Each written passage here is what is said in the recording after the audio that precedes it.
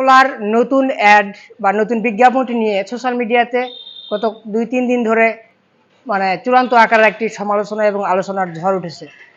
তো এমন কি তথ্য তারা দেওয়ার চেষ্টা করেছে বা এমন কি বলেছে সে বিজ্ঞাপনের মধ্যে, যা নিয়ে মানুষের মধ্যে এত ক্ষোভ বা আক্ষেপ প্রকাশ পাওয়া যাচ্ছে, এই বিষয়ে কিছু কথা বলবো।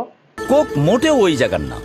138 বছর ধরে 190টা দেশে লোকে কোক খায়। তুরস্কে খায়, স্পেনে খায়, দুবাইতে খায়, আর ফিলিস্তিনে তো কোকের ফ্যাক্টরি আছে। সরাসরি তারা বলেছে ফিলিস্তিনেও কোকাকোলার ফ্যাক্টরি আছে, অর্থাৎ যে কোকাকোলাটি ইসরায়েল থেকে প্রোডাকশন করা হয় সেই কোকাকোলার ফ্যাক্টরি নাকি ফিলিস্তিনেও আছে।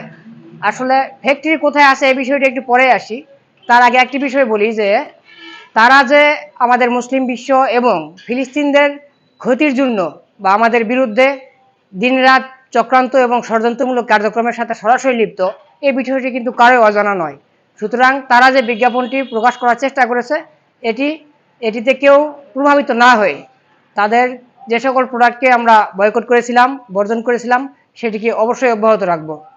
আমাদের এ বিষয়ে কথা বলেছেন আমাদের ইসলামিক স্কলার জনাব মিজানুর রহমান আজহারি সাহেব, জনাব শায়েখ আহমদুল্লাহ সাহেব, ওনারা এই বিষয়ে অনেক মতামত দিয়েছেন।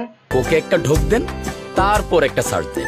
তারা আসলে শাক দিয়ে মাছ ঢাকার মতো একটা কাজ করার চেষ্টা করেছে, যেটা দিয়ে খুব একটা মানে প্রফিট তারা যে করতে পারবে মার্কেট থেকে, এমনটা নয়।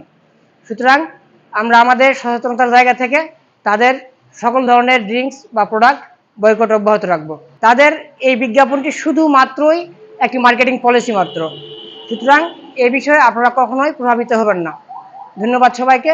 আর সকল তথ্যগুলো সবাইকে জানিয়ে দেওয়ার জন্য আমার ভিডিওটি শেয়ার করে রাখবেন।